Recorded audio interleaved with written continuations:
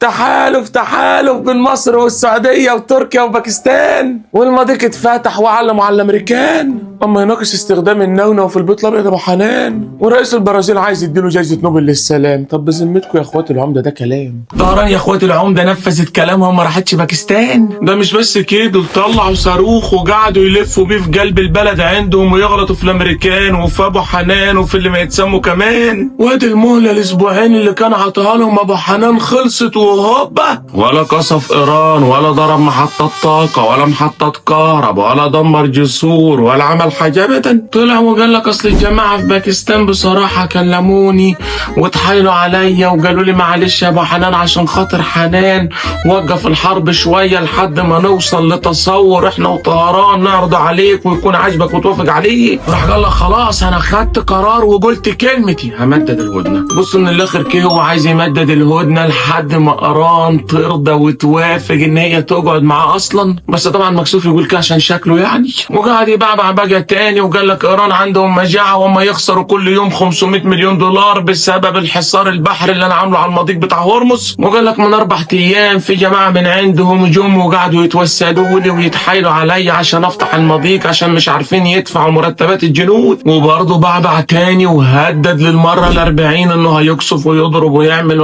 الكلام ده كله. لكن في وسط كل الهري والبعبع دي الحقيقة الوحيدة اللي ثابتة قدامنا ان ايران اصرت على موقفها ونفذت ورفضت بالفعل تروح المفاوضات غير لما يتشال الحصار البحري. ده غير انهم حطوا شرط تاني وقالوا مش هنتفاوض كده على العالم قدام الاعلام كله، لان زي ما انتم شايفين كل ما يعملوا هدنة ولا يعملوا اتفاق يطلع على طول بعدها ابو حنان بتغريدتين 3 يبوظ اللي اتفقوا عليه. ودلوقتي ابو حنان خسر ورقة مهمة تاني كمان، خسر ورقة التهديدات لانه بيقولوا ما يعملش، والجماعة بتوع ايران ركبوا ودلدلوا ومشوا اللي في مزاجهم. الحرس الثوري استهدف 3 سفن وسحب 2 منهم على الموانئ الايرانية. ايوه ليه عملت كده يا حرس؟ قال لك لانهم خالفوا النظام اللي احنا حاطينه للمضيق. ايه ده يعني معنى كده ان الحرس هو اللي مسيطر على المضيق؟ قال لك ايوه والامريكان محلجين عليهم ومحاصرينهم كمن على الواسع من بره. والرهان يا اخوات العمده دلوقتي مين اللي هيقدر يصمد؟ يعني لو طهران قدرت تستحمل الخنقه الاقتصاديه اللي معمول عليها دي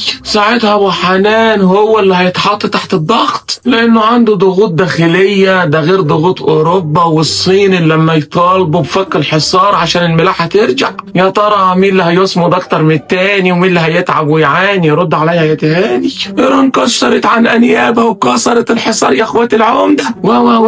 ازاي عمده؟ اقول لك يا بيه 34 ناقله نفط ايرانيه عدت من المضيق شايل اكتر من 11 مليون برميل نفط وعملت صادرات ب 910 مليون دولار. فاينانشال تايمز وبلومبرج اما تقول لك طهران اما تعدي اللي هي عايزاه من المضيق. ايوه طب اما يعدوا ازاي؟ قال لك اما يرفعوا اعلام دول تانية بيخشوا في مواجهات مباشره ويرموا على بعض حاجات يعني ما ذكروش تفاصيل، المهم في الاخر ما يعدوا. ورغم كلام فاينانشال تايمز ده ابو حنان اما يقول لك ويؤكد ان الحصار ناجح بنسبه 100%. المهم سيبكم الكلام والبعبع الفاضيه دي، اللي بيحصل ده معناه ان اللي مسيطر على المضيق هو ايران، وواضح كده ان حصار ترامب زي كلام وبومب في الهوا. وكده يا جدعان يبقى ايران مش تحت ضغط، وده معناه ان الموضوع مطول قوي. وابو حنان الراجل ما دام ما تجيله تعليقات وكوميكس على تغريدات وهو حياته زي الفل وعسل. طب ما سيبك من قرار الرئاسه ده ابو حنان وتيجي تقدم معانا محتوى والدنيا هتبقى حلوه معاك وترحم العالم وترحم ام العيانه. ابو حنان هبت منه خالص وما يناقش استخدام السلاح النونو في البيت الابيض.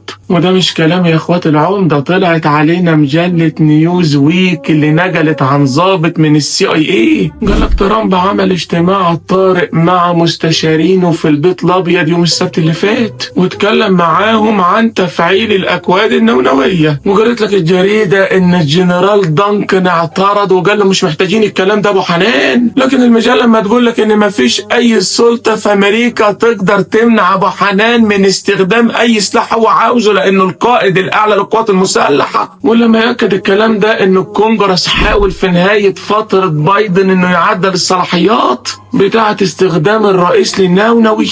قال لك لانهم خايفين ان الراجل اللي فيوزاته ضاربه ده يورط العالم كله، اصل مش معقوله ندي صلاحيات استخدام السلاح النونوي لواحد اول ما سقط في الانتخابات طلع وتهجم على الكابيتال. واحد يقول لي طب هي ايه يا عمده موضوع الاكواد النونويه ده؟ يعني ابو حنان في ايده زرار يدوس عليه يعمل بوم ويولع الدنيا كلها؟ اقول لك حاجه زي كده، اي رئيس امريكي وهو داخل البيت الابيض اما يسلموه شنطه زي شنطه المدرسه، الشنطه دي وزنها 20 كيلو، اسمها حقيبه كره القدم. الشنطه دي فيها ادوات اتصال واكواد اسمها البسكويت. والله هي اسمها كده البسكويت. الرئيس بقى يتصل بالضابط اللي قاعد على النونوي يقول له الاكواد دي عشان يتاكد ان هو الرئيس، ويجي كمان وزير الحرب الامريكي ياكد له ان هو ده الرئيس. ما انتوا عارفين ابو حنان ممكن يشرب له كاسين يسكر يقول الاكواد لواحد جنبه هوبا يتصل يفرتك الدنيا. قال لك البطاقه اصلا اللي فيها الاكواد دي ضاعت قبل كده من نيكسون وريجن ومن كلينتون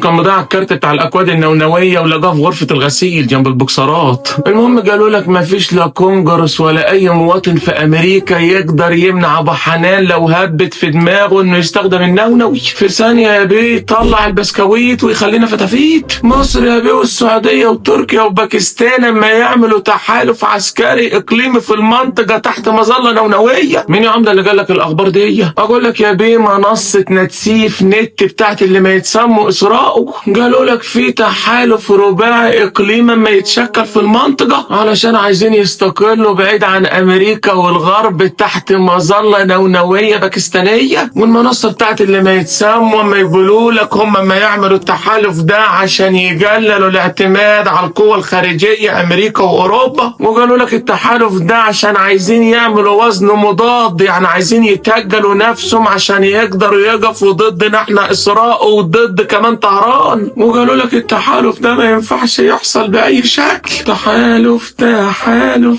هنديكوا في الجوي. الرئيس البرازيلي لولا دي سيلفا ما يقترح ان ترامب ياخد جائزة نوبل للسلام. يا سلام. طلع قال لك بما اني بسمع ان كل يوم ابو حنان طلع قال لك انا نهيت على 8 حروب في العالم، والرئيس لولا قال لك بصراحة انا مش عارف هو ما يتكلم جد ولا ما يهزر، فقال لك انا رأيي نديله جائزة نوبل نحايله بيها عشان يهدى شوية ويكن. من الاخر كده لولا عايز ياخده على قد عقله، وقال لك لو ادينا له الجائزة دي وكرمناه ده ممكن يثبت الفيوزات اللي ضربة في دماغه شوية. والله يا لولا يا اخويا هي فكرة، حد سمعني؟ طب حد شايفني؟ تابعوا العمدة عشان يوصل لكم كل جديد وشيروا له وابعتوا له.